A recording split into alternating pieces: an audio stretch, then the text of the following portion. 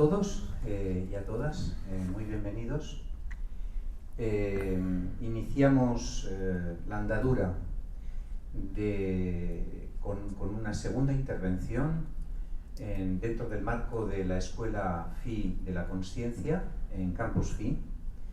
Y es un honor para todos nosotros recibir hoy entre nosotros a Juan Carlos Ramchandani, pandit y erudito en muchas materias relacionadas con el hinduismo. Nace en Ceuta en 1970, también conocido en el marco del hinduismo, tanto en Europa, del que es vicepresidente del Hindu Forum of Europe, como en España, como presidente de la Federación Hindú de España, como sacerdote hindú, Purohit. Es ordenado Purohit en 1994, ha viajado en numerosas ocasiones a la India, pasando allí un total de 6 años de estudio de las escrituras sagradas y siendo entrenado en diferentes ceremonias, ritos y cultos sagrados propios del hinduismo. Autor de 18 libros en solitario y 5 junto a otros autores sobre el hinduismo, ha realizado una labor prolífica, enorme, y lo sabemos bien porque somos íntimos amigos, en el contexto de dar a conocer el hinduismo en el marco de la administración pública y de acercar el hinduismo y la esencia del pensamiento hindú a numerosas personas por toda Europa. Profesor de yoga y conferenciante, también es consejero en prestigiosas entidades internacionales dedicadas al diálogo interreligioso, como son el Foro Interreligioso Internacional Transcendence y dentro del marco del CAIXIT también como APCER en Coimbra, Portugal. Hoy acude a Campus FI con el objeto de dar una conferencia sobre Vaidika Sadachara, el protocolo y la etiqueta védica. Es para nosotros un verdadero honor contar con tu presencia. Esperamos contar con tu presencia en muchas más ocasiones. Bienvenido y todo tuyo. Muchas gracias.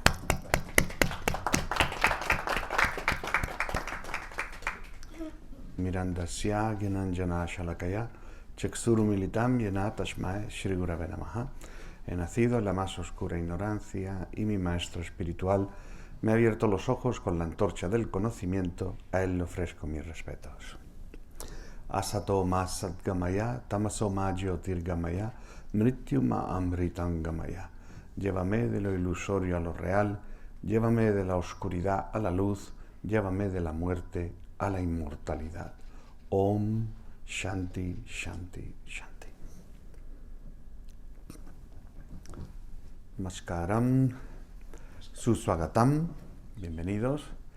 Como siempre, un honor estar aquí ante esta distinguida audiencia y estar aquí en Campus FI, que como comenté se va a volver un tirta, un lugar sagrado en España y un lugar de peregrinaje, y agradecer a Swami Maharaj por darme la oportunidad de venir aquí y dirigirme a vosotros y a todo el equipo humano que formáis la Escuela de Yoga y Vedanta y Campus FI, ¿no? Y bueno, de lo que voy a hablar hoy es un tema bastante extenso, del cual voy a dar pinceladas, podría dar para un seminario de varios días, de dedicar en profundidad a diferentes temas.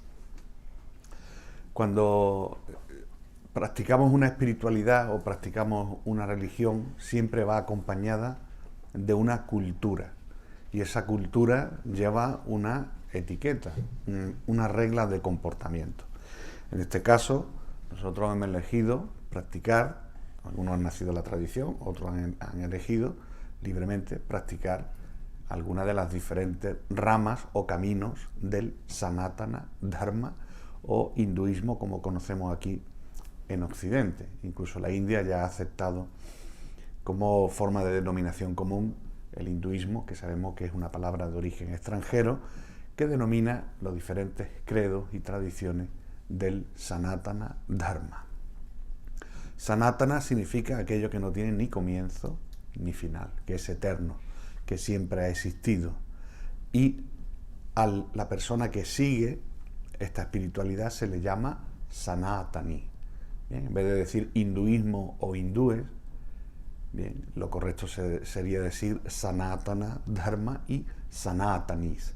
Pero en el contexto en el que vivimos es mucho más cómodo y fácil de que las personas que nos rodean no entiendan de decir soy hindú y practico el hinduismo. Me gusta hacer bastante pedagogía siempre del término hindú y del término indio. Indio, habitante de la India. Un indio no necesariamente es hindú. Un indio, hay indios que son musulmanes, cristianos, sikh, budistas, ateos. Y un hindú es la persona que practica el hinduismo. Aquí en España hay una confusión porque cuando se escucha la palabra indio se asocia siempre con los indios americanos, ¿no? Los indios, digamos, los habitantes originarios del continente americano. Que ¿por qué lo llamó Colón indio? Porque él había creído que había llegado a la India, él quería llegar a la India, se encontró América. En inglés, por ejemplo, tienen muy bien diferenciado Indian, persona de origen indio, hindú, persona que practica el hinduismo, que no necesariamente tiene que ser de origen hindú. Aquí en España también tenemos una confusión que yo también trato de hacer bastante pedagogía. Y me fui a comer a un restaurante hindú, ¿no? El dueño de Pakistán, el cocinero de Bangladesh, son musulmanes y miran la carta y sirven vaca y demás, que sería impensable en un restaurante hindú. Pues lo correcto sería voy a un restaurante de cocina india, ¿bien? O de comida india y no hindú, porque el hindú sería un restaurante vegetariano, ¿vale? Entonces, esos son algunos de los conceptos. A la hora de darle un título a esta ponencia, o esta charla, o esta forma de compartir con vosotros, podría haber utilizado la definición a la tradición a la que yo pertenezco, por ejemplo, decir Vaishnava Sadachara, pero yo he elegido Vaidika, porque Vaidika, que es la palabra sánscrita, que en Occidente conocemos como Védica o Védico, que viene de los Vedas, bien, de los Vedas, quiere decir que es la esencia original. Bien, entonces, en el campo tan amplio que son las escrituras del hinduismo, mientras que las otras grandes religiones abrahámicas tienen un solo libro, tienen un libro en el que todos tienen en común, y luego tienen la Biblia, la Torá, el Corán. El hinduismo, a veces decimos, nuestro libro principal, por simplificar, es la Bhagavad Gita, ¿no? La Bhagavad Gita es la esencia que reúne todo el conocimiento, pero los principales textos donde se basa todo el corpus del hinduismo son los Vedas, ¿no? Donde viene la palabra cultura védica, rito védico, quiere decir lo que era la esencia del Sanatana Dharma. Y estos libros, en un principio, que era el Veda, un solo Veda, conforme entramos en la época de Kali Yuga, la época que nos encontramos ahora mismo, para que todo el mundo tuviera un mejor conocimiento, lo dividen en 4 libros. El libro más antiguo, el Rig Veda, que tiene los himnos más importantes sobre la creación del universo, el famoso himno del Purusha Sukta, donde explica cómo la divinidad se manifiesta, va creando los universos y crea los órdenes sociales, los 4 varnas, ¿no? Dice que los brahmanas vienen de la cabeza, los kshatriyas de los brazos, los vaishyas del estómago y los sudras de las piernas, ¿no? Una forma quizá alegórica, metafórica, de explicar en la sociedad la importancia que tenía cada estamento social, y todos son importantes, porque el brahmana pone el intelecto y donde meter la boca, bien, la comida. Para poder meter la comida necesito los brazos de los kshatriyas, pero si yo pongo la comida y pongo los brazos pero no tengo el estómago de los vaishyas, no puedo digerir, y si no digiero, al final el cuerpo se sostiene en las piernas. O sea, en la sociedad todos son necesarios unos a otros. Entonces, decir hoy en día cultura hindú, etiqueta hindú, puede ser muy simplista, porque incluso diferentes tradiciones, por cuestiones hasta regionales, siguen diferentes prácticas. Yo he tratado de acuerdo a mi experiencia personal y los diferentes textos y sermones que yo he escuchado de maestros de muchas tradiciones, cuál sería el comportamiento adecuado. ¿Por qué es importante aprender la etiqueta védica? Pues es importante primero para nosotros mismos, ¿bien? Porque hemos abrazado una espiritualidad y una cultura que va a su lado. No se puede separar la cultura hindú del hinduismo, ¿bien? Y también a la hora de que nosotros recibimos otras personas que son hindúes. Ellos van a observar mucho tu comportamiento para ver si eres genuino o no, o eres un cantamañana. Y cuando vamos a la India, nuestro comportamiento va a decir mucho si somos genuinos o no. Y esto yo lo tengo experiencia por mi doble tendencia de ser de padre indio y de madre española. Entonces, cuando yo he llevado grupo de gente y cuando hablo con el guía o lo que sea, él me habla como un indio y me dice, esta gente no ve, ¿no? Están dando el cante aquí y tal, o he llevado gente, a lo mejor hemos entrado a un templo y ha empezado el novio a besarse con la novia en la puerta del templo. Digo, mira, esto a lo mejor en España sí, pero aquí no se puede hacer. Entonces, y el guía me lo dice a mí, dice, mira, esto no es correcto. Yo le digo, claro, yo luego le explicaré que no se deben hacer las cosas, ¿no? Entonces, en la India hay dos conceptos muy claros sobre lo occidental. Uno de ellos es el turista tipo hippie, que va allí a la India a drogarse, a viajar barato y a tener una supuesta visión o iluminación que solo se la cree él. Entonces, eso en la India huyen de ese tipo de personas, porque es que ni siquiera gastan dinero, porque hay gente que viene con dinero y dice, bueno, por lo menos algo le puedo sacar. Son gente que ellos consideran molestos, sucios, y que es el tipo de turismo que más está ahora llegando a la India. Luego hay otro tipo de personas, turistas, que van pues en hoteles de lujo, que van un poco más ascéticos, en el sentido que lo llevan a los autobuses y no le dan mucho tiempo mezclarse con la gente. Entonces, la interacción con el indio puede ser a la hora de llegar a un monumento con el guía, o que le lleven a una tienda a comprar, que el de la tienda está en complot con el guía, y le dan su comisión. Entonces, para ellos los ven como personas educadas, de acuerdo al sistema occidental, que tienen dinero, que es lo más importante para ellos, es una cartera andante, y lo siguiente es que ven que tienen un cierto nivel de educación, ¿no? A la hora de comportarse, de hablar, etc. Y luego el tercer tipo de persona que ellos ven, el verdadero buscador espiritual, que más que buscador es una persona que ya se ha unido a algún tipo de organización religiosa de carácter hindú y va a la India en una peregrinación, bien, que va a visitar los lugares sagrados. Entonces, ese tipo de personas son las que realmente, si el indio hindú es el que trata de ver si es genuino o no, y constantemente, sin que te des cuenta, te ponen muchas pruebas para ver tu comportamiento, cómo reacciona, cómo actúa, y esa es la forma de que al final digan que eres genuino o no, y que te va a abrir muchos caminos, ¿bien? De que tú, por ejemplo, vayas a una mat, por ejemplo, a un templo o un monasterio, y para que tú llegues a ver al pontífice, como le llaman ellos, el acharya, pues tiene que pasar una serie de filtros. Ellos no le van a presentar a cualquiera. En sánscrito, a los occidentales, digamos, los primeros occidentales que vieron en la India fueron los griegos, le dicen mlecha o yávanas, que es la forma un poco fina de decirle salvaje porque comen carne, mlecha o yámana, ¿no? Entonces, para ello tiene que haber como un refinamiento de tu ser para tú poder pertenecer a la cultura védica. Entonces, lo que yo voy a mostrar simplemente es a carácter informativo, luego cada uno aplicará lo que crea conveniente o no. Mi idea es en un futuro publicar un libro, ¿bien? Sobre un libro que ayude al entendimiento de la etiqueta, el protocolo de cómo debemos actuar. Y sobre todo por eso, no solamente cuando vamos a la India, sino también cuando interactuamos con personas de la India. Por ejemplo, el otro día fuimos a ver al embajador de la India, pues él en su primer contacto, lo primero que va a hacer es estudiar cómo te sientas, cómo pones las piernas, cómo actúas con las manos, cómo coges la comida. Todo esto te lo está observando, ¿entiendes? Entonces ahí tenemos que ser muy cuidadosos para dar una primera impresión. Entonces, lo primero que voy a empezar es con los saludos. Cuando conocemos a una persona, cómo nos saludamos con esa persona. Bien, tenemos que tener en cuenta que la cultura de la India es una cultura que trata de evitar el contacto físico.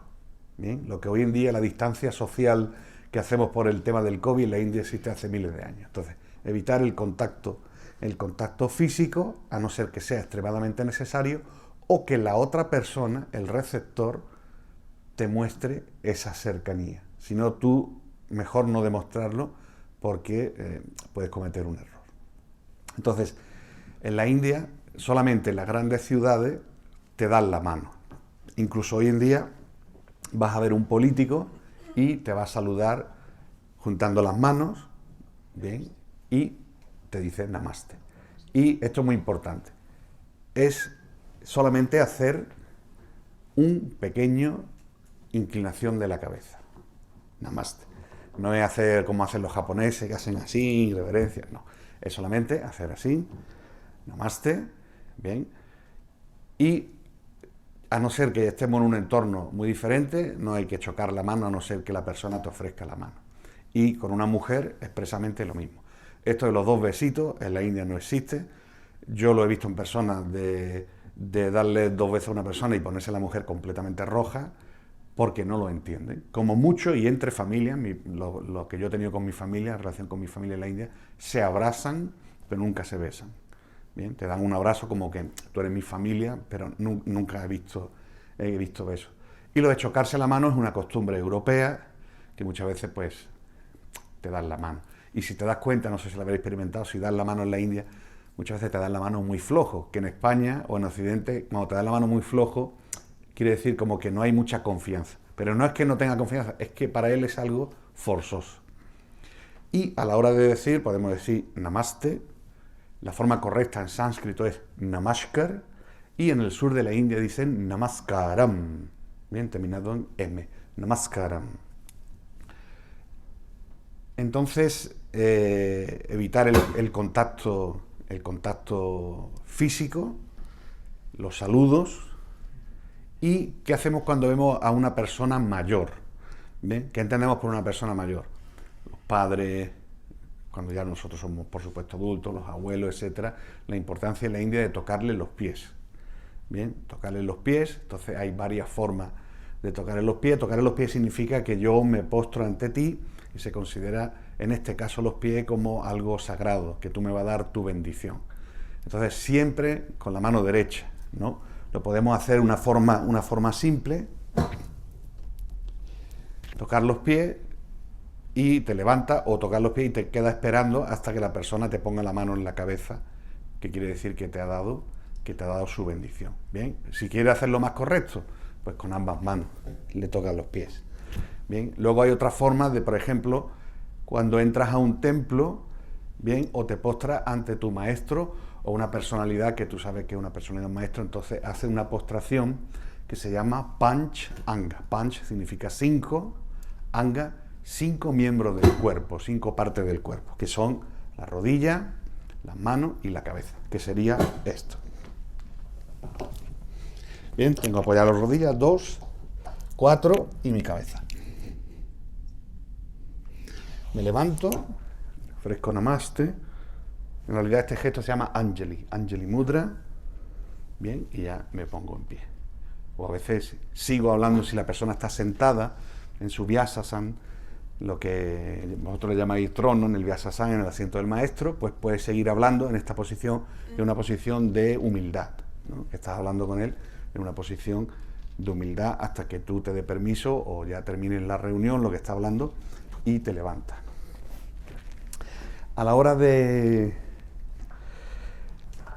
los saludos, importante, namaste, namaskar, namaskaram, que puedes encontrar en internet cientos y miles de explicaciones, cada una más extraña. Yo estoy lo que está dentro de ti, que no. Bueno, esos son todos comentarios. La palabra namaste o namaskaram significa yo te ofrezco respeto, bien, y se entiende que tú le estás ofreciendo respeto a la divinidad, Paramatma, el ser supremo que está dentro de ti. Pero todas las demás explicaciones que se dan, mi ser, le da el respeto al ser, eso son todo cosas que se han inventado. Formas de saludo de carácter, digamos, de una sampradaya, porque no todo el mundo se saluda igual. Si yo voy, por ejemplo, a una tienda o voy a cualquier interacción, pues yo digo namaste, que namaste como buenas tardes, buenos días, buenas noches. Si voy a, o puedo decir namaskar, o si estoy en el sur de la India, namaskaram, pero ¿qué hago si voy a un lugar determinado de un grupo religioso? Cada uno tiene su saludo, y si tú le dices un saludo que no es el suyo, no es que le siente mal, pero posiblemente es que no te contesten, ¿vale? Entonces, por ejemplo, un saludo muy común entre los Vaishnavas, y lo estoy poniendo siguiendo la transliteración inglesa, sería Jai Shri Krishna. Bien, por ejemplo, cuando se ven, por ejemplo, si vais al templo hindú de Valencia, te van a saludar con Jai Shri Krishna, que quiere decir, Jai quiere decir todas las glorias, o viva, o loas al Señor Krishna. Bien, entonces, tú a lo mejor vas a un templo shivaíta y tú dices Jai Shri Krishna y se quedan mirando así para otro lado, como que no iba la cosa con ellos. Bien, entonces mejor, si quieres utilizar uno neutro, namaskaram o namaskar, que te van a contestar siempre. Si quieres complacerlo y al mismo tiempo, cuando tú saludas y dices el nombre de Dios, al mismo tiempo tú también te estás purificando porque estás cantando el nombre de Dios. Jai Shri Krishna sería más bien en el norte de la India. Los Sri Vaishnava, la tradición que yo pertenezco, nos saludamos diciendo Jai Shriman Narayana.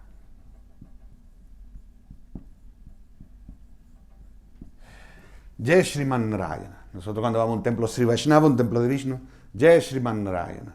Y ellos te contestan Jai Shriman Narayana.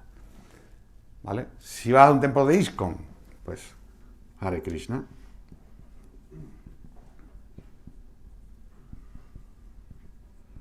Bien, por ejemplo, estos serían Gauriya Vaishnavas, Sri Vaishnavas, cada uno tiene su forma de saludar diferente.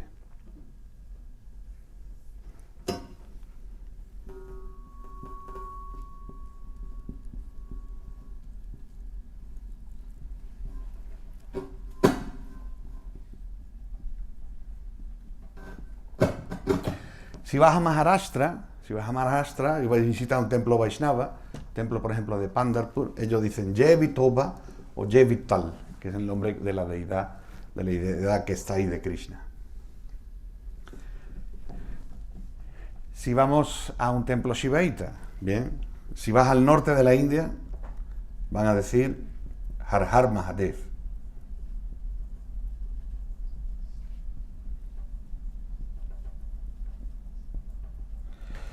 Har Har Mahadev. Bien. En otras partes del sur de la India dice Om Namah Shivaya. Repiten el mantra.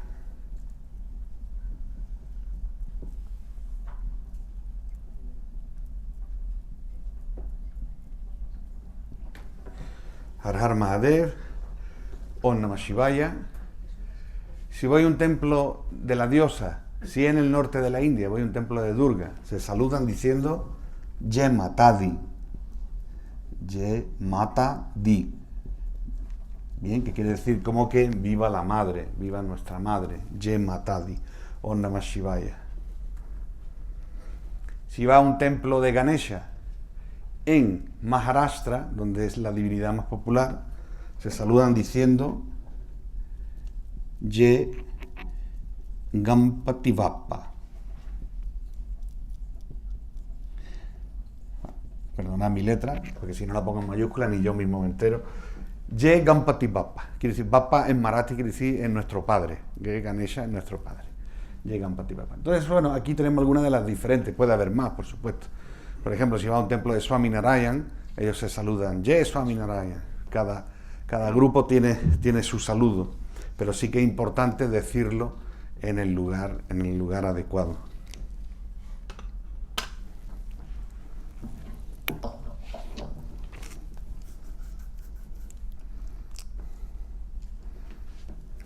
Bien, cuando vamos a un templo, muy importante el comportamiento en un templo, ahí quizá donde la gente falla bastante si no se les prescribe, ¿no?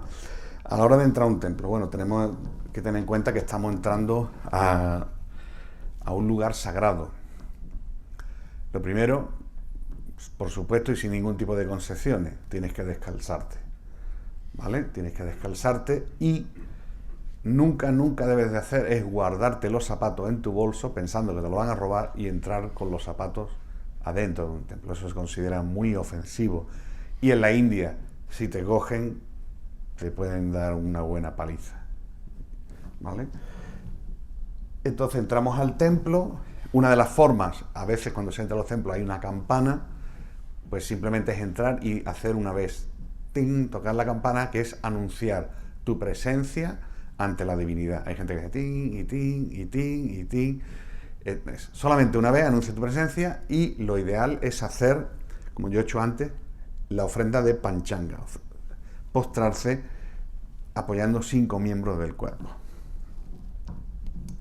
A la hora de ver la imagen, lo que se llama darshana o darshan, de la divinidad, no debemos de mirar nunca, comenzar mirando directamente a la deidad a los ojos, sino que se comienza mirando a los pies. Bien, si es una deidad con una forma, de Krishna, de Sita Ram, que tienen una forma, o si es una deidad antropomórfica, como puede ser el Shiva Linga, comenzar siempre de abajo arriba. Bien, como de una forma respetuosa, con las manos juntas, comienzo a mirar y ya luego, y ahí estoy en silencio, viendo la imagen, sintiendo su energía, puedo decir mis oraciones, etc. Cuando estás haciendo el darshan hay que evitar hablar, y si fuera necesario hay que hablar muy flojo, bien, pero porque si tú estás hablando y estás haciendo el darshan, tú, aparte de que estás faltando al respeto, estás perturbando a lo mejor una persona que tiene al lado tuya, que está rezando y lo que te está escuchando hablar. Entonces, no hay que hablar.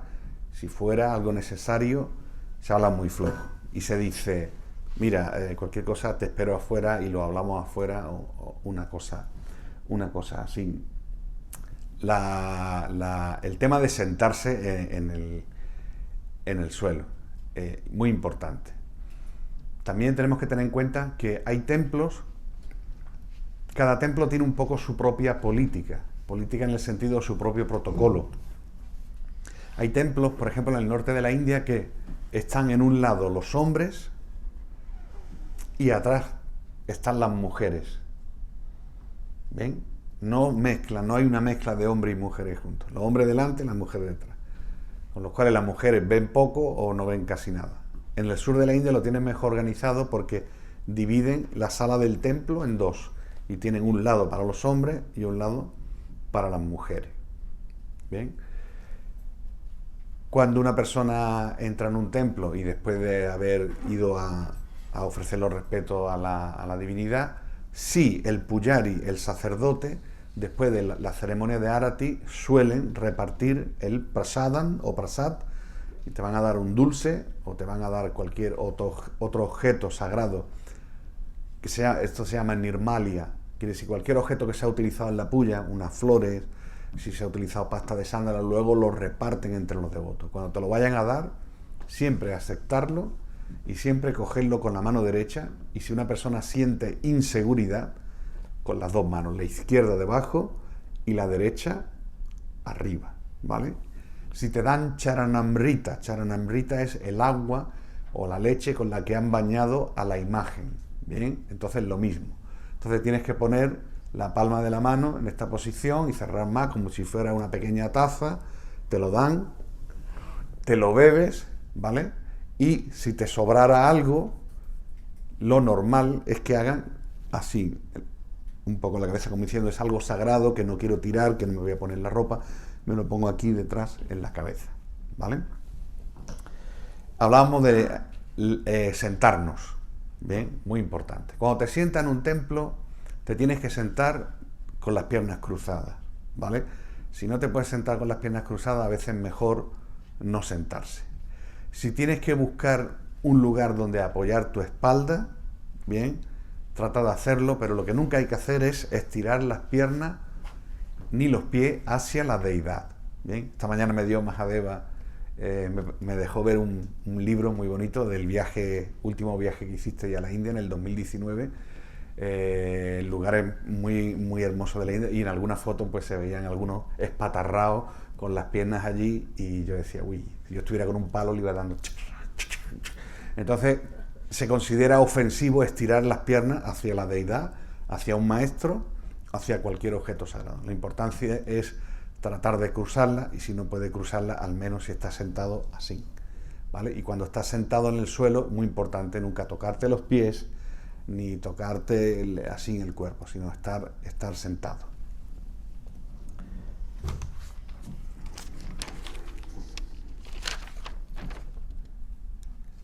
Delante de la deidad, de la Sri Murti, ¿no? La imagen sagrada se llama Sri Murti, Murti, imagen, o también se le llama Archa Vigraha.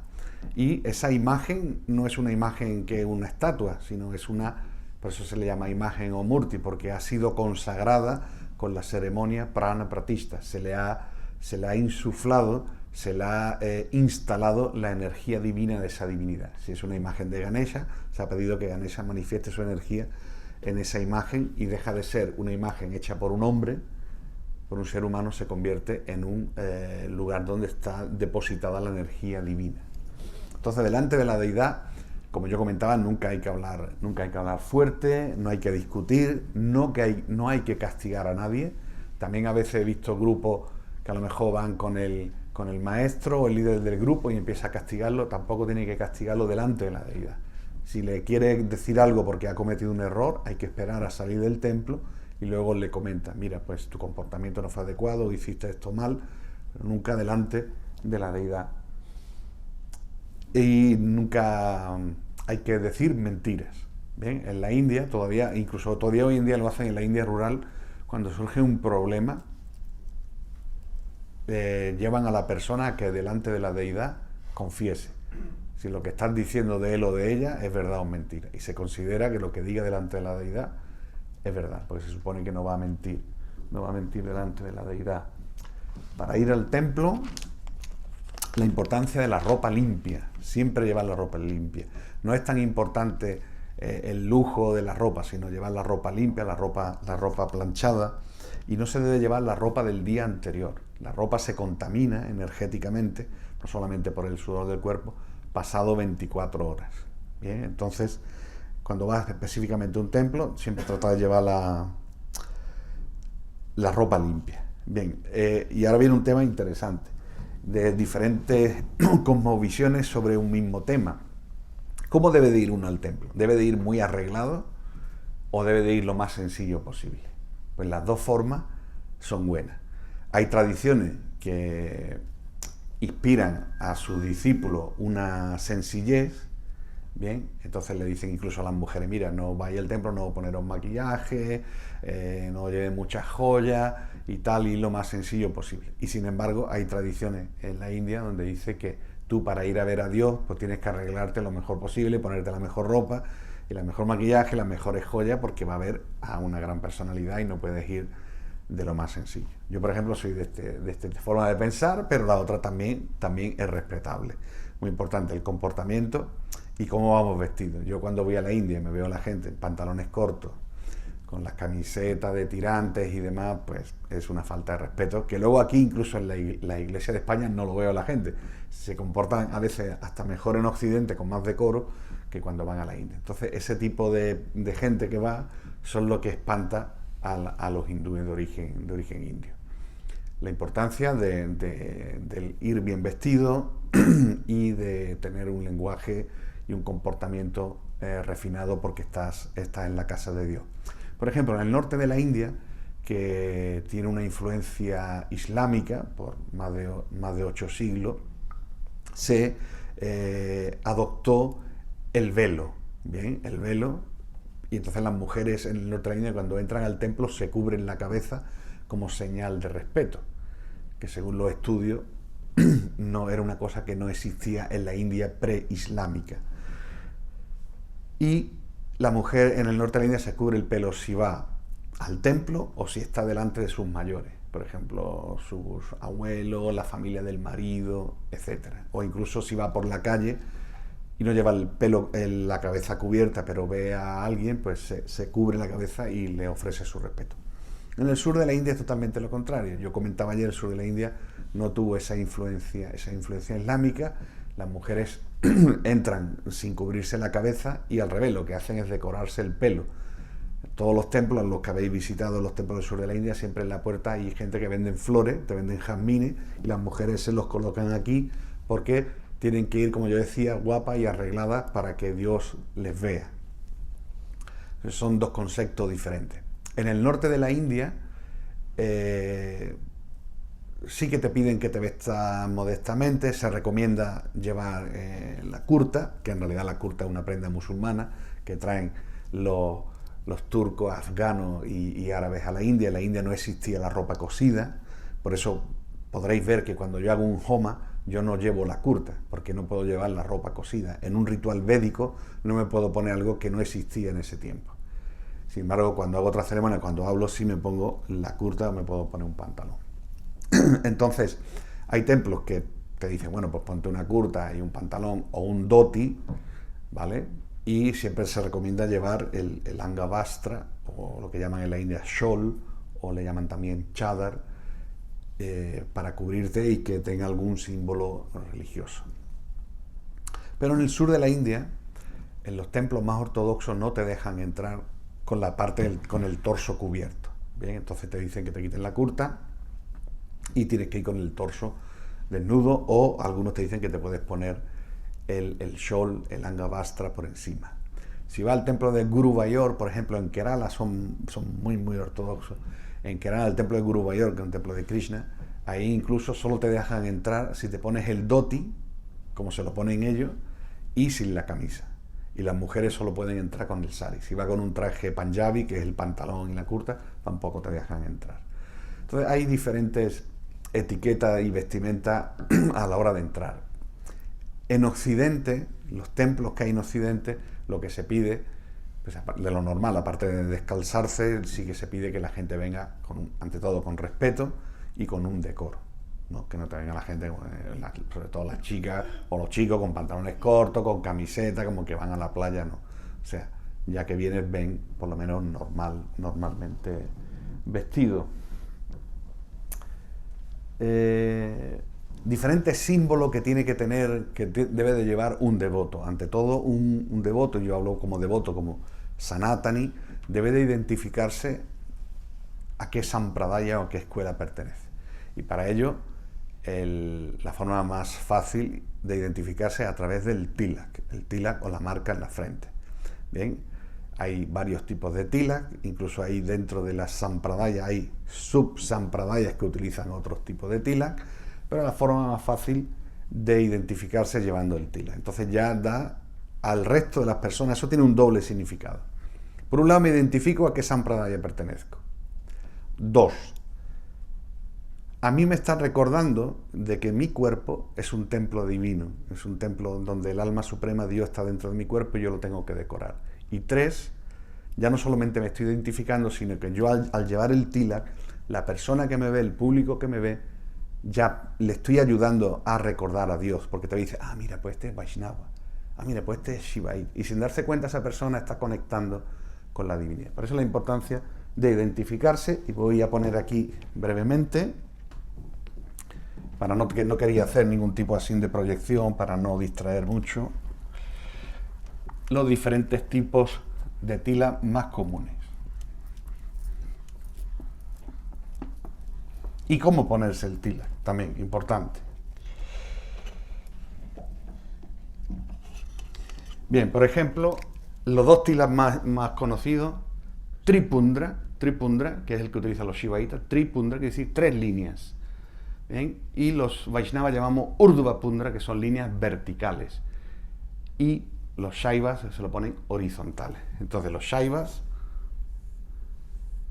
llevan 3 líneas, que suele estar hecha de ceniza, de Bhashma, y los Vaishnavas llevamos verticales, que pueden ser de varios tipos. Por ejemplo, yo pertenezco a la Sri Vaishnava Sampradaya. Nosotros nos ponemos 2 tipos de tilak. O nos ponemos solamente una línea roja, como la que llevo yo hoy, que se llama Shri Churnam, una línea roja. Shri Churnam, Shri, ¿quién es Shri? Shri es Lakshmi. Churnam significa los pies de Lakshmi, que es la línea roja. Y cuando me lo pongo completo para ceremonia y demás, llevo 2 líneas blancas que representan los 2 pies de Vishnu. Eso sería Sri Vaishnava. Cuando es la línea roja y luego me pongo 2 líneas blancas, ¿vale? Es Sri Vaishnava. Esto se llama Urdhva Pundra, como una V, Urdhva Pundra. Y este Shaiva, que luego los Shaivas lo decoran, a veces uno se pone en el medio un tila de color rojo que representa que Shiva está unido a su aspecto femenino, a la Shakti, ¿vale? Luego los Shaktas, los adoradores o devotos de la diosa madre, se ponen un círculo de color rojo, ¿vale? En el medio, que no sería como un bindi que llevan las mujeres, sino un símbolo de color rojo. Por ejemplo, los Sri Vaishnava utilizamos un tipo de arcilla de color blanco y luego un tipo de color rojo, que en la India le llaman kumkum, que es una mezcla de diferentes hierbas que le dan ese color rojo. ¿Cómo se pone el tilak? Pues normalmente los Vaishnavas nos ponemos el tilak utilizando solamente el dedo anular de la mano derecha. Podéis ver, todavía me queda un poco de marca. Bien, con la mano derecha. Nunca hay que utilizar la mano izquierda y luego me pondría el blanco, o al contrario. Si es un Shaiva, bien, lo que hace, tiene su cacharrito con la ceniza y la moja, y con estos 3 dedos se hace así, ¿vale? Siempre lo hace de izquierda a derecha, ¿vale? Y los Shaktas utilizan el dedo pulgar, bien, ellos lo mojan y te lo hacen así, lo ponen arriba.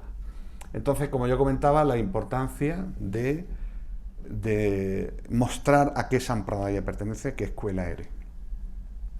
Por supuesto que aquí hay luego diferentes. Dentro de los Vaishnava, por ejemplo, los Gaurias o Hare Krishna llevan 2 líneas así. Este no escribe. Llevan 2 líneas que están hechas de Gopi Chandan, que es un tilak, una arcilla que crece en Dwarka, y luego llevan, bien, aquí en la nariz llevan lo que ellos llaman una hoja de tulasi, como si fuera una hoja de tulasi, ¿vale? Este, por ejemplo, es uno. Entonces hay diferentes tipos de tila, incluso los Shaiva hay también diferentes, dependiendo de los grupos. Cuando se han ido creando a lo largo de los siglos, diferentes grupos le añadían algo para diferenciarse, distinguirse. Luego, símbolos que puede llevar la mujer, que no tienen solamente un carácter religioso, sino más bien tienen un carácter social. Bien, en el entrecejo, el bindi, que es el punto que puede ser de rojo de muchos colores y que en la antigüedad solo llevaban las mujeres casadas, y hoy en día lo lleva cualquier persona en la India, cualquier mujer en la India, esté o no esté casada. Lo que denota que una mujer esté casada es el sindur. Sindur, que es la raya roja que lleva la mujer en la raya del pelo. Bien, cuando lo lleva aquí es que la mujer está casada, que eso sería el bindi, y la raya roja, que es el sindur.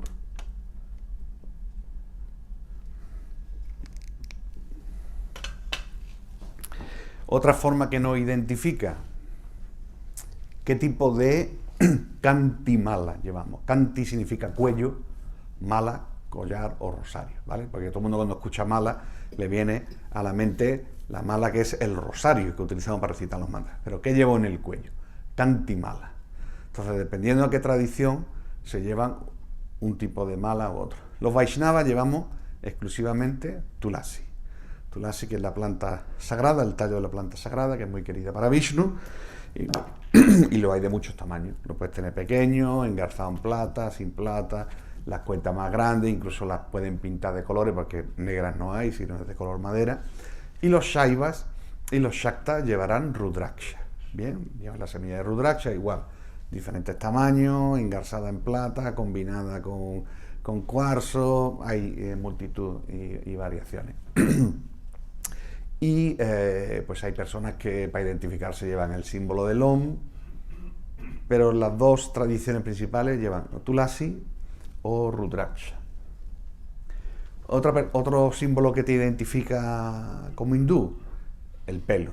Bien, el pelo siempre ha sido en todas las religiones un símbolo de manifestar a una tradición que pertenece. Por ejemplo, los musulmanes se dejan la barba, los judíos ortodoxos se dejan los buclés de los pelos, los cristianos en la antigüedad se hacían la tonsura, la coronilla, y los hindúes siempre se han dejado la shika, que es el mechón de pelo que llevamos detrás, ¿no? ¿Qué significa el mechón de pelo? Tiene varios significados. Uno de ellos, que reconocemos que tenemos un Dios personal, Ishvara. Por ejemplo, los judíos llevan la kippah para recordarse constantemente que hay un ser por encima de ellos. Nosotros llevamos la shika para recordarnos que hay un ser superior, controlador, Ishvara, sobre nosotros.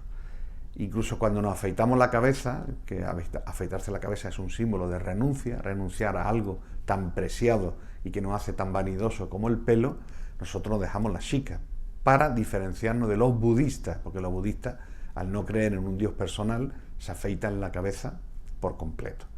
Luego, y si vemos la shika la llevan también los Shaivas, los Vaishnavas, todos lo llevan, y luego a lo mejor va a variar, pues si uno la tiene más larga, más corta, si uno se lo corta de más para arriba, más para abajo, pero todos llevan shika. Luego hay tradiciones donde, por ejemplo, en los Sri Vaishnavas, en la tradición Vaishnava, los sannyasi, la persona que hace una renuncia a la sociedad y a los símbolos que representan la sociedad, por ejemplo, en la tradición de Shankaracharya, de los Dasanami, se cortan la shika. Bien, renuncian a esa identificación. Si llevan el cordón sagrado, se quitan el cordón sagrado. Ya no pueden oficiar ceremonias, ¿verdad? Porque como socialmente se considera una persona que ha muerto, que ya no está en este mundo, pero ya no pertenece a la sociedad. En los Vaishnavas sí conservan el cordón sagrado, sí conservan la shika. A la hora de vestir, ambos visten de ropa color azafrán, que nosotros le decimos aquí naranja, ¿no? De naranja, pero en realidad no es naranja, es azafrán o ocre, y hay diferentes tonalidades dependiendo también de las diferentes escuelas. Y la danda, la importancia del sannyasi, de llevar la danda, que es la vara que lleva. Los dasanami llevan un solo palo, ekadanda. Los sannyasi Vaishnava llevan tridanda, llevan 3 palos atados. Bien, que para los sannyasis de Shankaracharya, que siguen la filosofía Smarta, dicen que el Brahman es todo, entonces llevan un palo para recordárselo constantemente. Y para los Vaishnava te dice que hay un alma suprema, que es Dios, tú eres un alma diminuta. Entonces te lo recuerda de que tú te tienes que entregar a Dios en cuerpo, mente y palabra. Y por eso lleva una danda de 3 palos juntos. Los sannyasis normalmente, cuando se ponen el dhoti, se ponen el dhoti como un lungi, es decir, la parte de atrás no llevan una cola que se pone por dentro, que eso sí se lo ponen los grihasta. Y, por ejemplo, los Sri Vaishnava en el sur de la India, los Sri Vaishnava no suelen casi nunca salir de la India. No es como el sannyasi que sale de la India y por unas cuestiones de prédica y demás, pues a veces se tiene que poner una kurta porque va a viajar en un avión. Entonces, en la India normalmente solo tienen 2 prendas de vestir, que es el dhoti, y luego llevan la parte de arriba, la utaria. Es lo único que tienen sus posesiones. Y los dasanami también lo tienen, lo que pasa que aquellos que viven a lo mejor en Occidente o tienen organizaciones, pues también llevan una kurta, que como siempre insisto, la kurta es una prenda muy cómoda, muy bonita, a mí me encanta, pero es una prenda de origen islámico, no existe en el hinduismo la kurta. Los tipos de malas, ¿no? La gente cuando escucha una mala no se cree que es una mala persona, ¿no? Mala quiere decir rosario, y puede ser pushpa mala, un rosario de flores, jap mala, que es un mala para cantar el japa, que es recitar un mantra susurrando. ¿Bien? Om Namah Shivaya, Om Namah Shivaya. Y yo me voy ayudando y pasando cada cuenta. Los Vaishnavas utilizamos rosarios de Tulasi, los Shaivas de Rudraksha, los devotos de Ganesha lo utilizan de madera de palo de rosa, en inglés rosewood, ¿vale? Que son una madera, o le dicen también en la India lal chandan, sándalo rojo, pero en realidad no es sándalo rojo, es palo de rosa. Y otras tradiciones de carácter tántrico utilizan de madera de sándalo con cristales de cuarzo. ¿Bien? Pero hay muchos tipos de malas que puedes utilizar incluso con diferentes propósitos.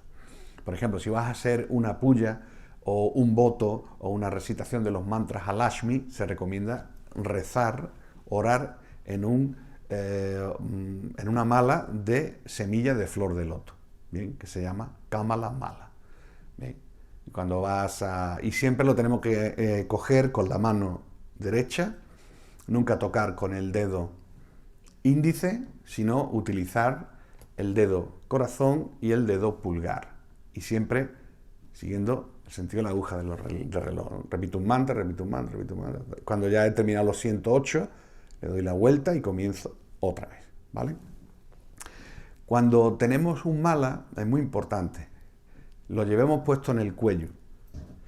O lo ideal, cuando yo termino de hacer mis oraciones, es guardarlo en una bolsita o tenerlo en mi altar. Lo que nunca hay que hacer es entrar al baño con él.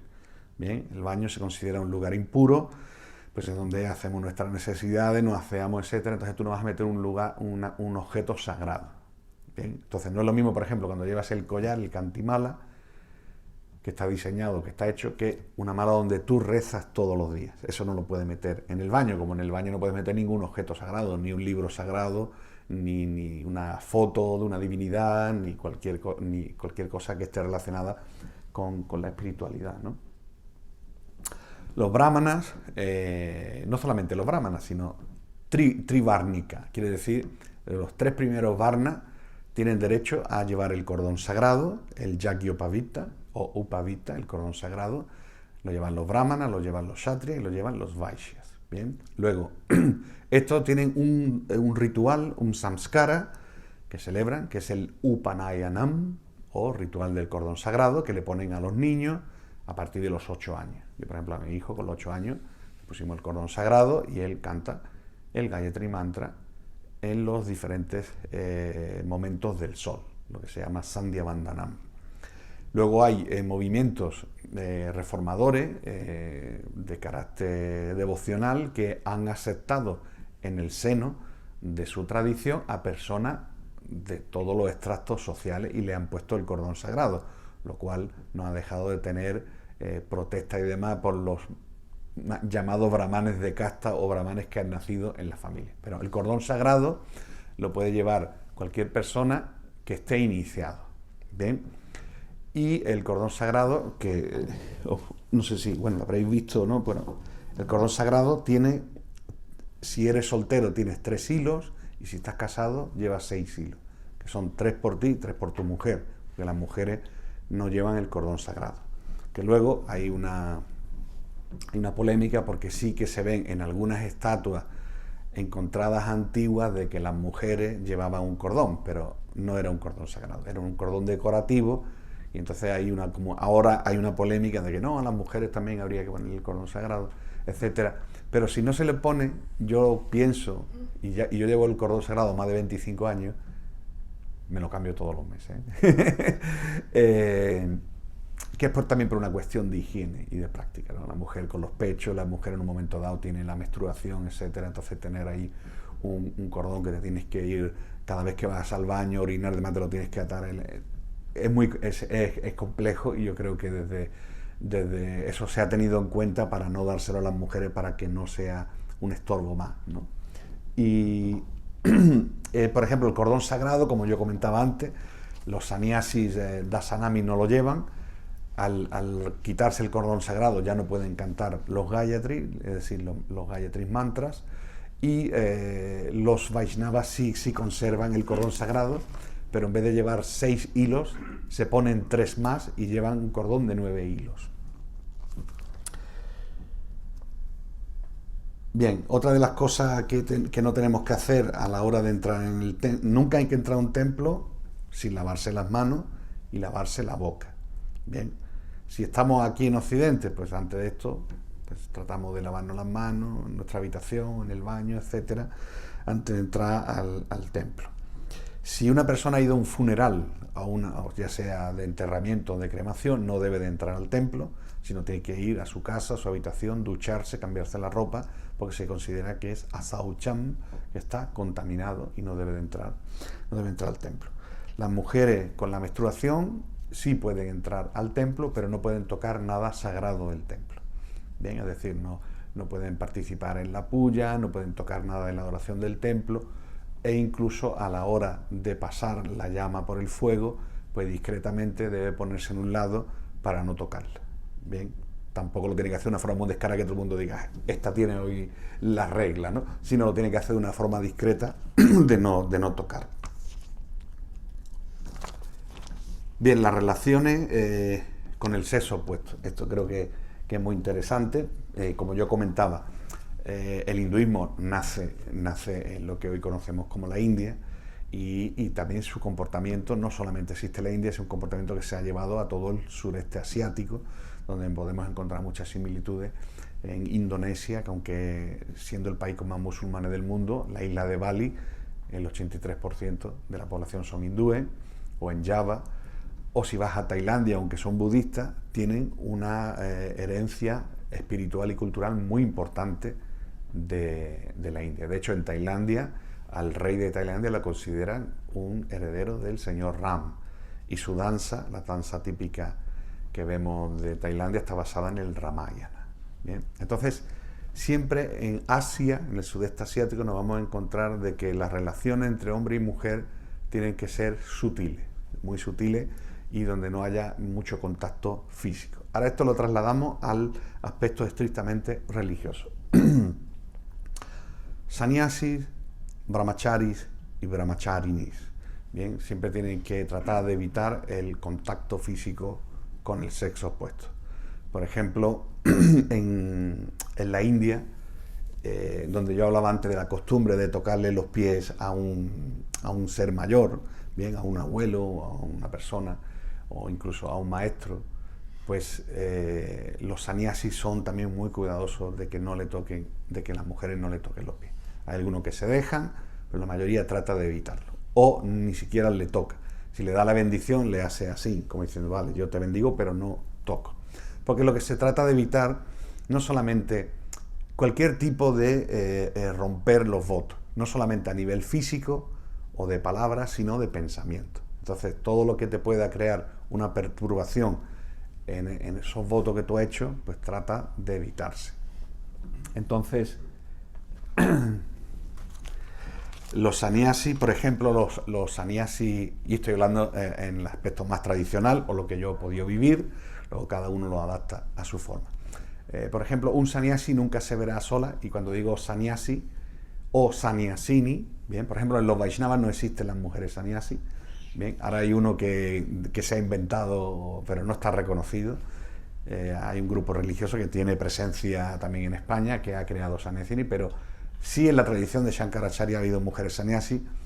En la tradición Vaishnava ha habido mujeres que han hecho un voto de renuncia y demás, pero nunca se han vestido de naranja, van vestidas de blanco, bien, y viven un poco una vida de ermitaña.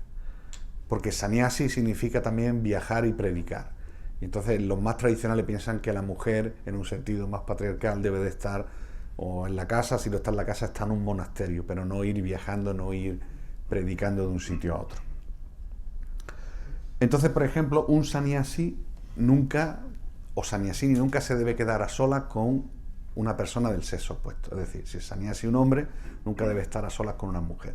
Si es una mujer, nunca debe estar a solas con un hombre. Yo, por ejemplo, en mi experiencia con mi maestro espiritual, que era un sannyasi bastante estricto, él, cuando tenía que hablar con una mujer, que una mujer quiere hablar con él y no algo privado, no tiene por qué sentarse, él me llamaba a su habitación, ¿no? Entonces, él, por ejemplo, imagínate que él se sentaba aquí y la devota está sentada ahí y yo estaba sentado aquí. Entonces yo a lo mejor yo trataba un poco de abstraerme, como no de enterarme mucho, a no ser que la persona no hablara inglés y me dijera mi maestro, hazme de traductor. Si la persona hablaba inglés, pues se comunicaba con él directamente y yo estaba ahí. Pero él con eso tenía la garantía de que si pasaba cualquier cosa, ahí está mi discípulo, que es un testigo de que yo no estaba solo hablando con una mujer. Bien, y lo mismo ocurriría si fuera el contrario. Luego, entonces, en público, cuando hay más gente, por ejemplo, estás en un templo o hay una darshan, pues entonces a lo mejor el maestro, viendo que hay tanta gente, pues puede ser más cercano, ¿no? Porque su comportamiento estricto no es con la gente, es con él mismo, bien, que es lo importante, es con él mismo. Entonces también se explica a la gente. Nosotros en España explicamos mucho de que, porque aquí tenemos la tradición de los 2 besitos, no le decimos, mire, pues aquí le saluda a usted así, o como cualquier, si es un hombre, pues le da la mano, pero nunca un contacto físico, ni beso, ni nada de esto. Y entonces, bueno, esto es una cultura. Entonces, ¿qué ocurre? Si rompemos esa cultura, en ojo de los indios, ya ha perdido todo lo que tenía que ganar. O sea, eso para ellos es fundamental. Que luego a lo mejor, vamos a ver, le voy a poner en contexto, a lo mejor luego en privado a lo mejor esa persona está rompiendo sus votos, no lo sabemos, pero el comportamiento, como dice este seminario, sadachar de un sannyasi, es siempre mantener esa distancia con el sexo opuesto, porque es a lo que ha renunciado, su voto principal está basado en esa renuncia, ¿no? Brahmachari, brahmacharini, en el concepto del Sanatana Dharma ampliamente, brahmachari o brahmacharini no es un voto de por vida, sino la persona, si quiere en un determinado momento de su vida, puede cambiar esos votos. Por ejemplo, yo personalmente elegí ser brahmachari desde los 19 hasta los 25 años, y en ese periodo de tiempo yo traté de entender si yo quería vivir una vida de celibato o el día de mañana quería tener una vida en pareja y tener un acceso a lo que es la vida sexual. Bien, entonces, normalmente se pone un periodo de tiempo, bien, donde la persona toma esos votos, digamos, y si luego, pasado unos años, ve que no puede continuar, pues mejor ser honesto y pasar a otra etapa donde tú realmente puedas seguir haciendo tu servicio a tu comunidad, a tu templo, a tu maestro, que no estar haciendo una situación de una represión que lo que te hace es castigar tu mente, tu cuerpo, incluso puede hacer daño a otras personas. El sannyasi sí que hace un voto de por vida, hace un voto hasta que se muera, y el brahmachari tiene esa de decir, bueno, pues mire, está no sé cuántos años, o está un año, está 10 años, me lo he pensado mejor, mi vida ha cambiado, ahora quiero cambiar en otra situación, y no es totalmente lícito. Los grihastas, las personas que viven en pareja o están casados, pues tampoco se les dice que deben demostrar su amor en público, sobre todo en entornos sagrados, ¿no?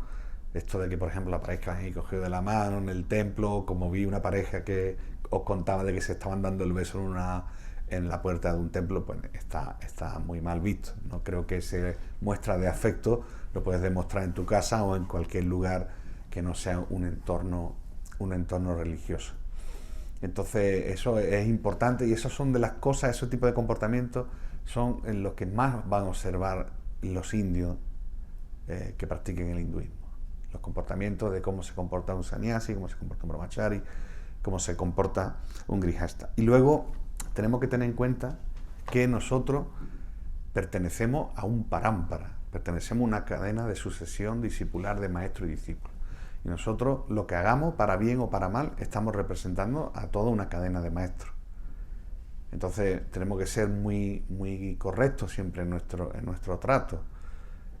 A mí muchas veces me decían, en varios templos, cuando yo me invitaban a dar la clase, luego me contaban otros devotos, decían, es que este devoto es muy vanidoso, porque le gusta ponerse curtas de seda y le gusta ir con los anillos. Entonces mi contestación es que yo voy así porque como yo estoy representando a mi maestro y a mi cadena de maestros, tengo que ir lo mejor vestido, de acuerdo al contexto en el que me encuentro, y lo que no debo de ir hecho un pordiosero, ni ir como un mendigo, ni dar pena, ¿no? Nosotros estamos viviendo en la sociedad, queremos hacer un cambio en la sociedad desde la sociedad.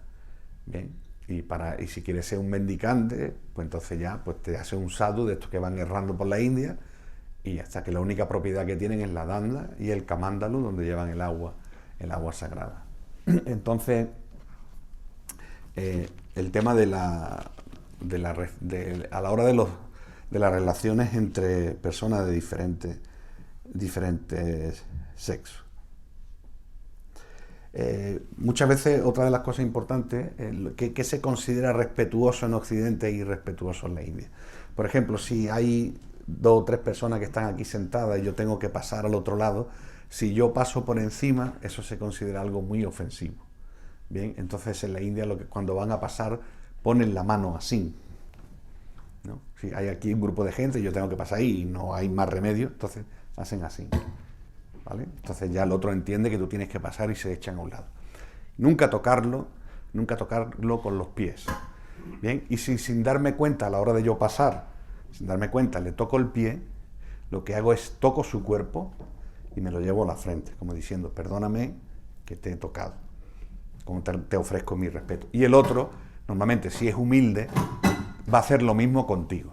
Te va a tocar a ti y te va a pedir perdón. A la hora de...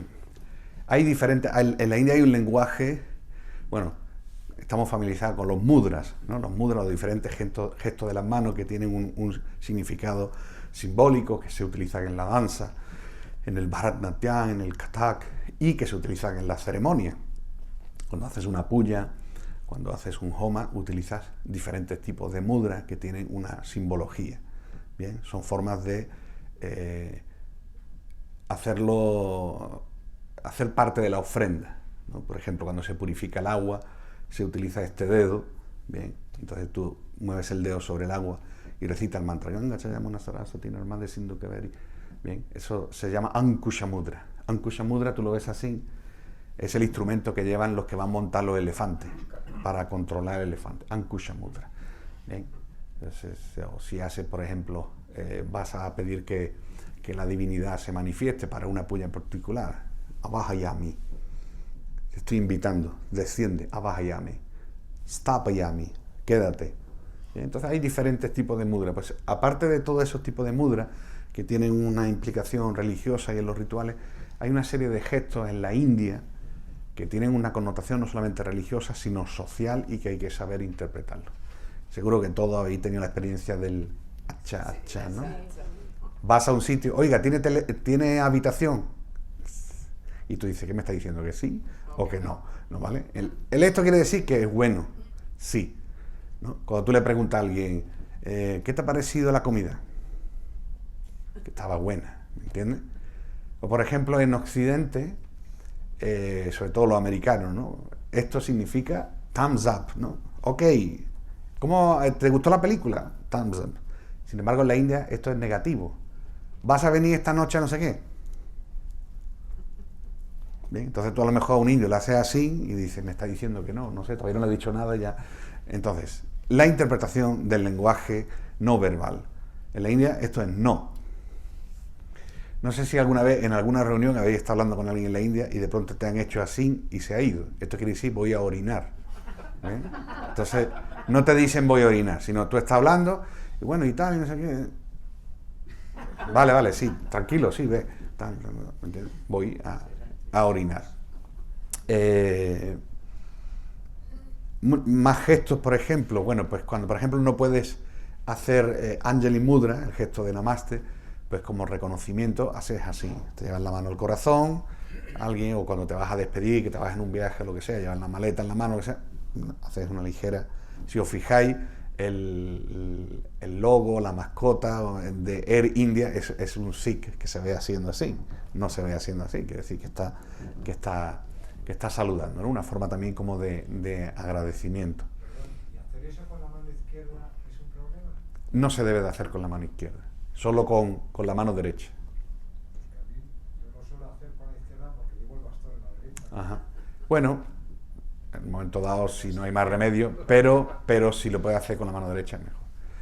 Luego, por ejemplo, otro punto importante, a la hora, por ejemplo, de hacer Namaste, hay otra forma de hacerlo. Si es un saludo así, pero cuando vas a un templo hay gente que lo hace así, bien, hay gente que se pone así en la frente, hay diferentes formas de hacerlo. Expresiones de éxtasis cuando una persona entra en un templo.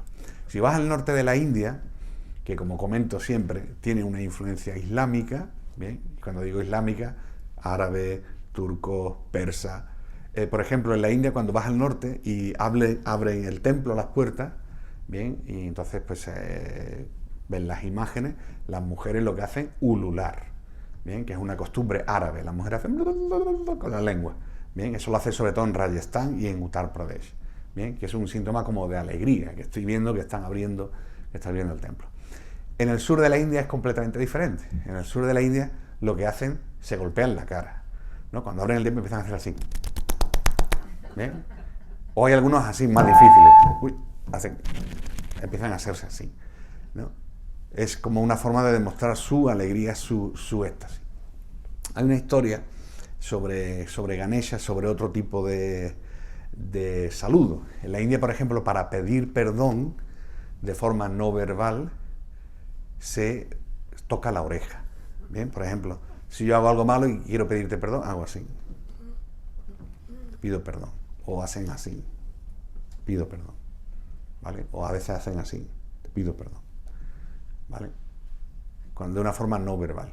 Y esto viene de una historia de Ganesha, que una vez fue el señor Vishnu a ver a Shiva, a Kailash, y estaba hablando con Shiva, mientras Parvati estaba en la cocina, y Vishnu dejó sus armas en un sitio, ¿no? Las armas de Vishnu, el Sudarshan Chakra, dejó la masa, la gada, y entonces Ganesha, que era muy travieso, vio el Sudarshan Chakra y lo cogió y se lo metió en la boca.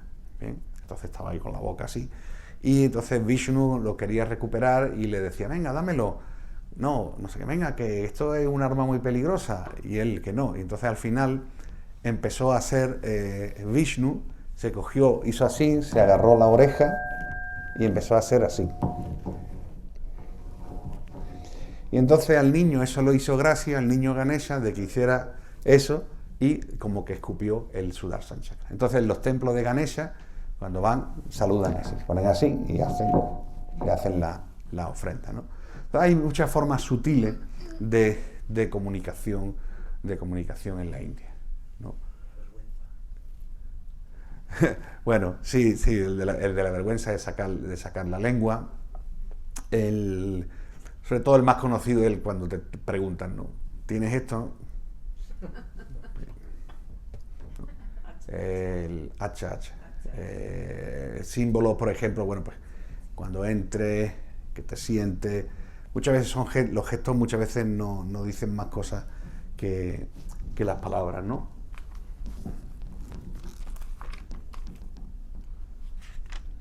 O incluso, por ejemplo, cuando alguien va que no se identifica de qué Sampradaya es y se pregunta a uno a otro. Y el otro dice, son Shaiva. O el otro dice, son Vaishnava. Bien, la importancia del comportamiento durante una clase. Esto es fundamental. Durante la clase de un maestro o de un devoto mayor, pues la importancia de guardar la compostura a la hora de sentarse, comportamiento. Cuando se codificaron estos escritos no existía el dichoso teléfono móvil que te suena en la mitad, pero en la India les suena y lo que hacen, mira, hablando de teléfonos móviles, en la India lo que hacen no solamente que les suena, no lo apagan, sino que contestan y todo y siguen hablando. Y además, hasta yo he observado que está hablando el maestro, les suena, sí, no sé qué, bueno, mira, escucha, que está hablando el maestro, ¿no? O sea, presumen de que están ahí, lo cual es toda una falta de respeto. Muy importante, si a la hora de una clase, que porque la persona está cansada físicamente, porque la hora es una hora que puede tener sueño, y la persona tiene sueño, lo que tiene que hacer es levantarse y ponerse en un lado de la sala, bien, hasta que se le pase esa somnolencia, bien, pero da muy mala imagen para la organización, para el maestro y para la sangha de que uno se quede dormido. Entonces lo mejor que puede hacer es levantarse y ponerse en un lado de la sala. Una de las cosas que a mí siempre me va a funcionar es hacerme esto. A mí mismo. Y me levanto. Otra de las cosas que se suele hacer mucho es lo de entrar y salir. O sea, una vez que empieza una conferencia, una clase, ya el que está dentro se queda dentro y el que se queda afuera se queda afuera. Pero abrir, cerrar puertas, lo único que hace es distraer a la audiencia y distraer también a la persona que está hablando. Porque está hablando y tiene que estar pendiente. Bueno, ¿y esta persona para qué ha entrado y tal? Bueno, a no ser que sea un embajador, un ministro, lo que sea, el resto no. La obligación de que los padres controlen a sus hijos si tienen niños pequeños. Yo, por ejemplo, a mi hijo pequeño, hasta que no tuvo 5 o 6 años, nunca lo he tratado de llevar a conferencias. Sí a ceremonia, donde baila, canta, lo que sea, pero cuando viene un maestro a hablar, nunca he llevado a un niño, porque al final lo que hace el niño, lo que quiere es jugar, se siente incómodo, y los padres muchas veces lo llevan como diciendo, bueno, a ver si mi hijo aprende o se purifica o tal, pero lo único que hace es perturbar la paz que se está viviendo en ese momento.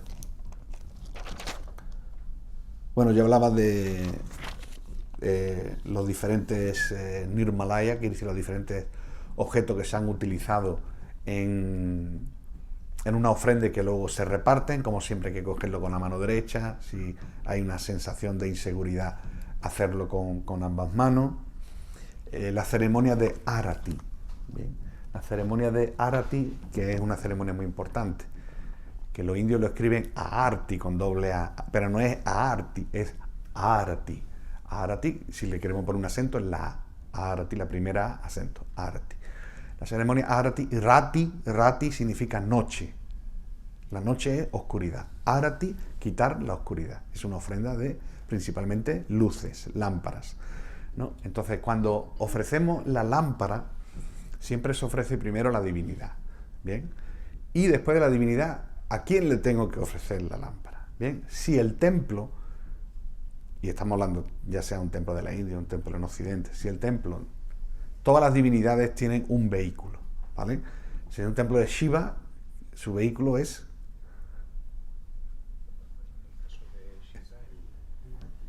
Nandi, el toro, ¿eh? Nandi. Entonces, cuando yo ofrezco la lámpara a Shiva, después se la ofrezco a Nandi. Y si es un templo de Vishnu, está Garuda, que es el águila, que es el vehículo de Vishnu. Entonces, una vez que se lo he ofrecido, luego, ¿cómo lo ofrezco al grupo? Pues tengo que ir primero, si el maestro está presente, se lo ofrezco al guru primero.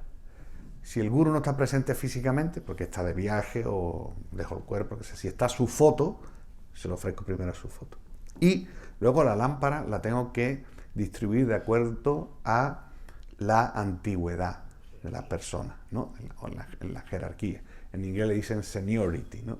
¿Quién es más antiguo? Entonces, pues son los sannyasis. Si después hay a lo mejor un grihasta que viene después de los sannyasis, pero es una persona mayor, ¿entiendes? Entonces es lo que tengo que ir pasando, ¿bien? Siguiendo ese orden. También tenemos que tener una cosa en cuenta.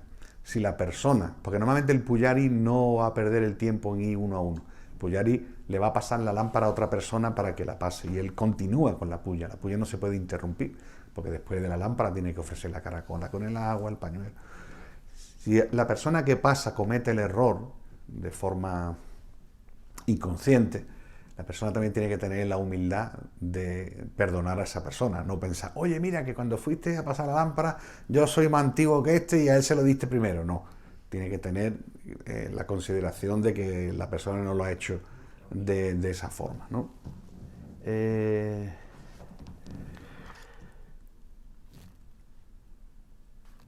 Vale, el tema del Mahaprasadam, que también lo hemos... ¿Qué es Mahaprasadam? Mahaprasadam es el alimento cuando está sin cocinar y cuando se cocina y no se ha ofrecido, se llama bhog o bhoga.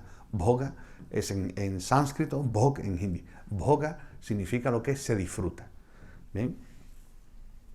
Y cuando se ofrece a la divinidad, que se le pone en un plato, en una bandeja, porciones de lo que has cocinado, una vez que hace esa ofrenda se llama Mahaprasadam. Entonces, en el arte de la ofrenda, lo que se hace es que porciones de lo que se ha ofrecido luego se vuelcan en la joya donde comen todos los devotos. O sea, yo si hago 2 kilos de arroz, no voy a llevar los 2 kilos de arroz a ofrecerlo, sino cojo un bol, pongo un poco de arroz, hago la ofrenda y luego ese bol lo vuelco. Entonces ya todo se vuelve prasada, todo se vuelve ofrecido. Y todo lo que están comiendo un alimento ofrecido.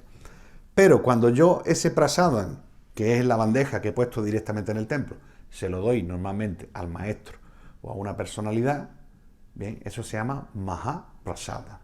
Bien, Mahaprasada. Incluso en los Vaishnavas, cuando el maestro le pone la bandeja con sus platos, con su comida, y él come, y a lo mejor pues los discípulos, por demostrar su devoción, su cariño, le cocinan 20 platos, y a lo mejor el hombre o la mujer se comen 10. Y entonces, cuando él deja ese plato y se lo comen los discípulos, se llama Mahaprasada. Quiere decir, él tenía Mahaprasada y al tocarlo él se llama Mahaprasada. ¿Vale? Que esto en Occidente no les entra mucho en la cabeza, ¿no? Para un devoto, comer los remanentes de su maestro puede ser lo más grande espiritualmente, ¿no? Y para otra persona dice, está comiendo la sobra de otra persona, ¿no? Entonces son conceptos totalmente diferentes. Bien, nunca se debe de comer delante de la deidad. Bien, cuando tú das prasadam, no te dan un dulce y te pone, mira qué bonita la imagen de Krishna, y te está comiendo ahí el dulce. No. Tienes que salir fuera de la sala del templo y te lo comes, o te vas a una esquina donde ya no se ve la deidad, no se ve el altar, y comes. O lo que hacen en los templos normalmente, si van a servir la comida en la misma sala de templo porque no disponen de otro espacio, cierran las cortinas o cierran las puertas del altar. Nunca hay que comer delante de la deidad, se considera algo ofensivo.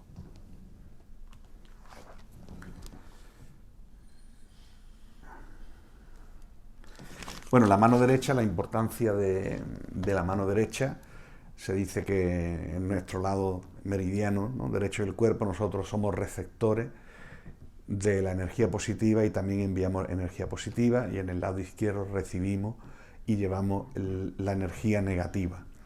Todas las tradiciones de Asia, incluidos hasta los musulmanes, la mano izquierda se utiliza para asearse el cuerpo, la mano derecha para saludar, para dar, para recoger. Todas las cosas sagradas se utilizan únicamente la mano derecha. Si voy a hacer una ceremonia, si voy a dar algo, voy a recibir algo.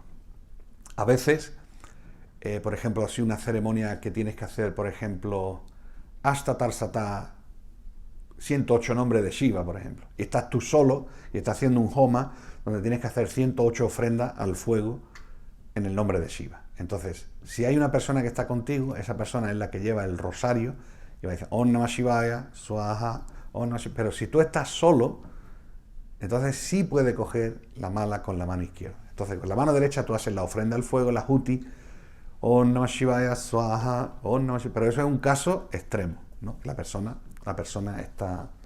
está sola. Entonces la importancia, si das algo con la mano derecha, con la mano izquierda, en la India lo toman muy mal, en la India el concepto, nunca saludar con la mano izquierda, por supuesto, nunca recoger nada con la mano izquierda, siempre dar o recibir con la mano derecha, ante la duda, utilizar ambas manos para recibir algo. ¿Y los zurdos? Bien, los zurdos en la India, aparte de estar mal vistos, porque dicen que arrastran un mal karma, como los viscos, ¿no? Pero los zurdos en la India, desde pequeños, le enseñan a comer con la mano derecha. Yo tengo amigos que son zurdos y escriben y hacen todo con la izquierda, pero a la hora de comer han aprendido a comer con la derecha. ¿Y cómo le enseñan a comer con la derecha?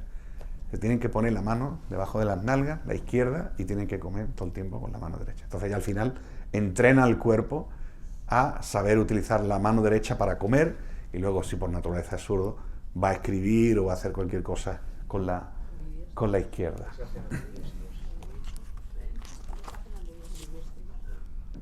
Bendiciones. Bien, esto es importante.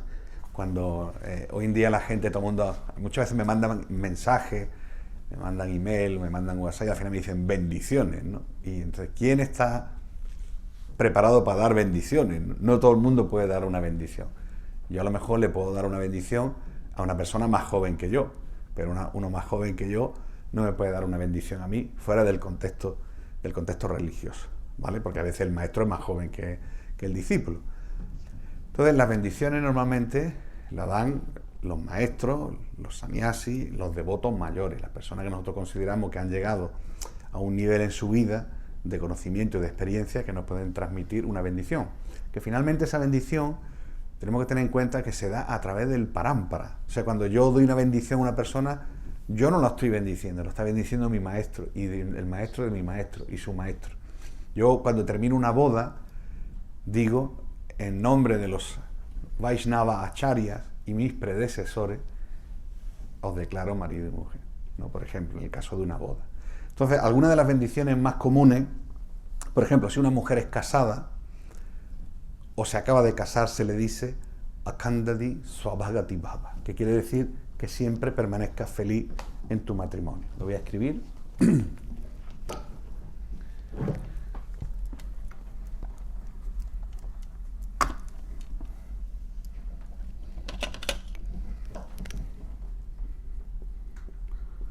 Khan significa como siempre, eternamente. Swa quiere decir muy auspicioso.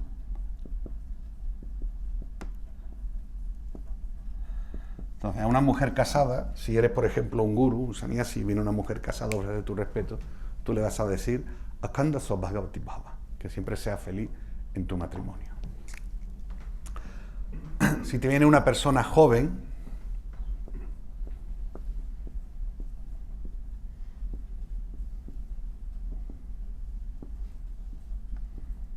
se le dice Ayushman Bhava. Ayush significa salud. Que siempre tengas Ayushman Bhava. Si me viene uno con 80 años, ya no le puedo decir Ayushman Bhava, o no se lo estaría diciendo, se lo estaría diciendo bien. Entonces, cuando le estoy dando una bendición a alguien más joven que yo, Ayushman Bhava. ¿Ven? Luego, la otra bendición que decimos los Vaishnavas,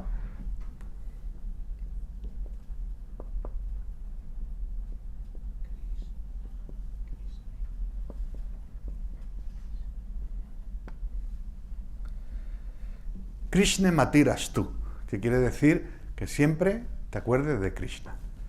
Krishna, ma, viene de mana, mente, Krishna Matirastu, que siempre te acuerdes de Krishna. Es una bendición muy importante, que siempre te acuerdes de Dios. Otra, cuando nos vienen y dicen, por ejemplo, mire, que déle usted una bendición, esta es muy típica, déle usted una bendición a mi hijo para que saque buenas notas o para que le vaya bien, no sé qué. Entonces decimos,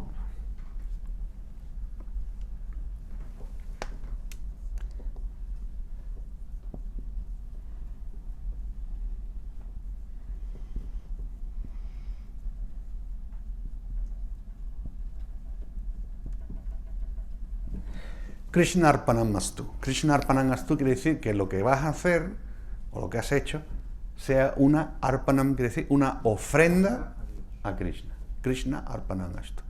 Que lo que vaya a hacer tenga siempre un resultado divino, que lo que tú has aprendido, aunque tú hayas estudiado la carrera de medicina o de abogado, que lo pueda poner al servicio de Dios. Y el más común, que es en hindi, bien, es que escucharéis si veis las películas de Bollywood y demás, lo incluyo aunque no es védico, Jítero, bien, Jítero, la J que se pronuncia como una Y francesa, Jítero, que quiere decir que vivas mucho, que vivas mucho. Jítero. ¿Vale? Ya estamos llegando casi al final, estamos ya cerca. Os digo que bueno, que este es un tema muy amplio que se podría cubrir de muchas formas. Sobre el tema de los alimentos, bien, entendemos que en el hinduismo te recomienda de que la comida que una persona para avanzar espiritualmente necesita es la comida vegetariana, y dentro de la comida vegetariana, la comida sádvica. ¿Qué entendemos por comida sádvica? Que no utiliza ni ajo, ni cebolla, ni champiñones, que aunque son del mundo vegetal, se consideran impuros en la dieta sádvica. A la hora de cocinar el prasada, muy importante, en la India, en los templos o en las casas, cuando cocinan el prasada no lo prueban, porque si lo pruebas tú antes que Dios, ya no es prasada. Entonces tienen técnicas que yo desconozco, algunas sé, otras desconozco, para saber si están hechos los alimentos. Por ejemplo, el arroz, cogen un grano de arroz, lo parten y si tiene un puntito negro quiere decir que ya está cocido. Hacen varias formas para probar sin tener que tocar el alimento. Muy importante el protocolo de cómo servir el prasada. A la hora de servir, a la etiqueta, por supuesto, van a venir el maestro, los sannyasis, si hay algún invitado especial, ¿vale? Y normalmente se le sirve primero al maestro y se supone que hasta que el maestro no toca el prasadam, los demás no empiezan a comer, ¿vale? Y a la hora de servir, la cuchara con la que servimos nunca debe tocar el plato de la persona, ¿vale? Si yo estoy ofreciendo, ¿vale? Y luego doy otra segunda ronda, ¿quiere usted más arroz? Sí. Si yo con la cuchara toco el plato de esa persona que ya estaba comiendo, contamina la cuchara. Y si esa cuchara yo la pongo en lo que estoy sirviendo, contamino lo que estoy sirviendo. Cuando entendemos por contaminación energética. Bien, entonces es una etiqueta muy importante que se sigue en la India de nunca tocar con los utensilios que sirve el plato de la persona. Si vas a comer con la mano, siempre utilizas la mano derecha, se utilizan los 5 dedos de la mano, bien, y si vas a comer, por ejemplo, con un chapati, con una torta, incluso a la hora de cortarlo o de hacer trozos, tienes que hacerlo con la mano derecha. Es un arte que se aprende, que no es tan difícil.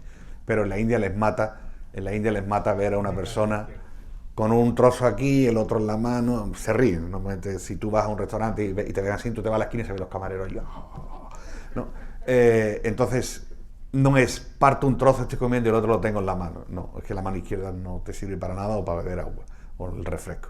Entonces, tienes que aprender a cortar el chapati y comer. Si vas a comer con una cuchara, que también hoy en día en la India se va extendiendo también, vas a comer con una cuchara, en la India está mal visto comer con la cuchara, y el pan que siempre utilizamos en Occidente, especialmente en la zona mediterránea, ¿no? Tú tienes un pan aquí y estás comiendo así, no. O sea, yo por ejemplo, si me veis aquí comiendo alguna vez, yo aunque pueda tener un pan, yo dejo la cuchara y luego me cojo el pan con la mano derecha. Y a la hora de servir, también en los templos se sigue según los alimentos. Bien, normalmente dependiendo de qué tipo. Si por ejemplo le llaman en la India, por ejemplo, chapan bhog, es cuando te ponen un thali, que es la bandeja, que viene con diferentes bol pequeñito de metal, que en la India le llaman katori. Entonces te ponen eso con todas las preparaciones, ¿no? Los tipos hay un poco de arroz, hay el sabji, la verdura, esto tal, entonces te ponen el chapati y tú vas comiendo. Pero si lo que se hace es tú estás sentado y te van a ir sirviendo, lo primero que se sirve son los alimentos amargos o astringentes. Bien, que en la India sería, por ejemplo, la carela, que es el bitter melon, el melón amargo. Empiezan sirviendo eso. Luego te traen el arroz. Luego te traen el sabji. O sea, sigue un orden de la preparación. Y lo último, te traen el dulce. Bien, entonces no es que te ponen todo, sino te van siguiendo un orden de acuerdo, también basado en la Ayurveda, de cómo los alimentos afectan al cuerpo. Por eso, en la tradición hindú se dice que la digestión comienza cuando lo primero que hago es huelo el alimento, porque antes lo huelo. Luego cuando lo veo. Luego cuando lo toco y luego finalmente cuando lo pongo en la boca. Entonces todos los sentidos, los 5 sentidos, están a la hora de tomar el prasadam, que se considera un alimento sagrado, que no solamente nutre el cuerpo, sino que lo que nutre es el alma también. Entonces la importancia a la hora de servir, seguir un orden. Todo esto es una cultura que realmente, si lo haces bien, es muy, muy apreciada, y se dan cuenta y dicen, estos saben lo que están haciendo.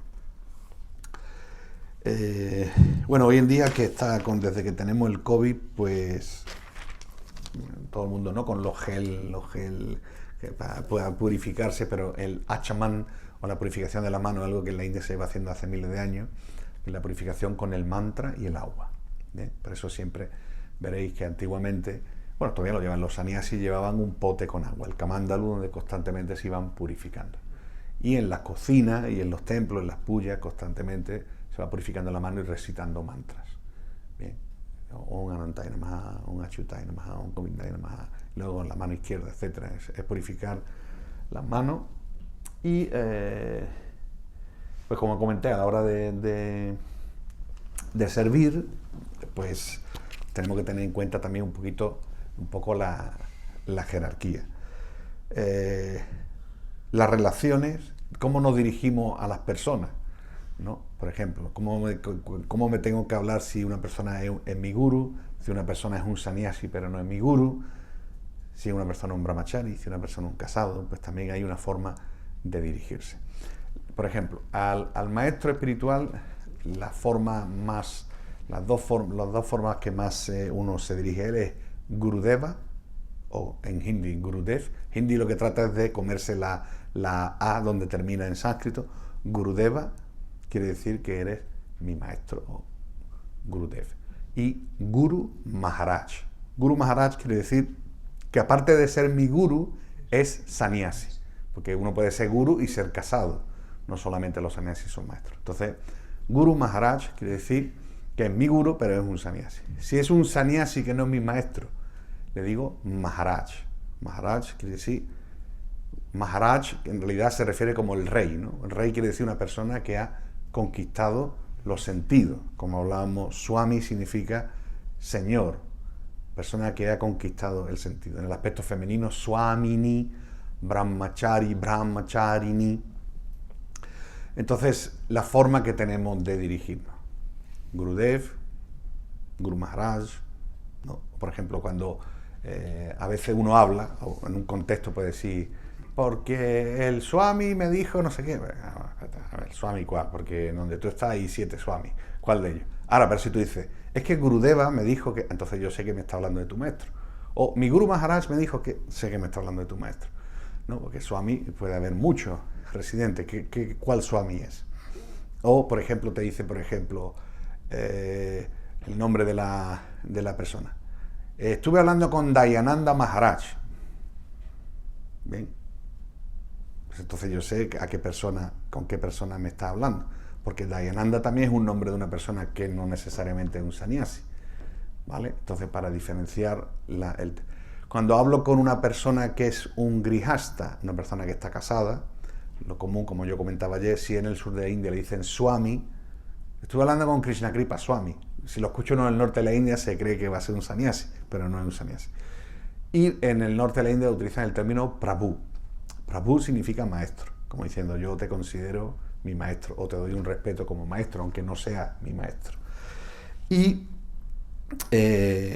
a los brahmachari tienen pues brahmachari o brahmacharini. Entonces a la hora de escribir su nombre tienen que poner su nombre, brahmachari o brahmachari. Porque si yo pongo solo Krishna Kripa Das y no me conoces, ni me has visto, ni ves qué ropa tengo, pues piensa, es brahmachari, es grihasta. Pero si yo pongo Krishna Kripa Das brahmachari, entonces tú sabes que este hombre es un célibe, ¿vale? Entonces esos son los títulos. A la hora de, por ejemplo, si tenemos que escribir una carta o dirigir o anunciar a una persona, si es un grihasta, un hombre casado, se le dice Shriman Krishna Kripa Das, por ejemplo. Shriman Mahadeva Das. ¿Bien?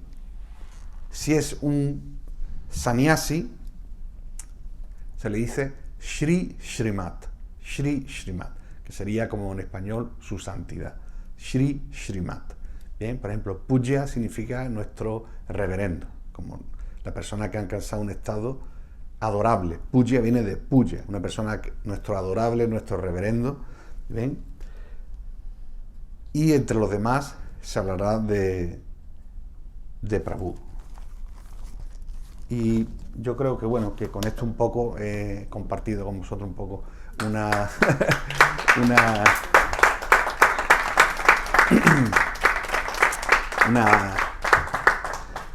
cultura, una etiqueta que es muy amplia, que no podemos abarcar solamente en una sesión, pero bueno, creo que este es un buen comienzo y si alguno quiere hacer alguna pregunta o comentario, pues quedo a vuestra disposición.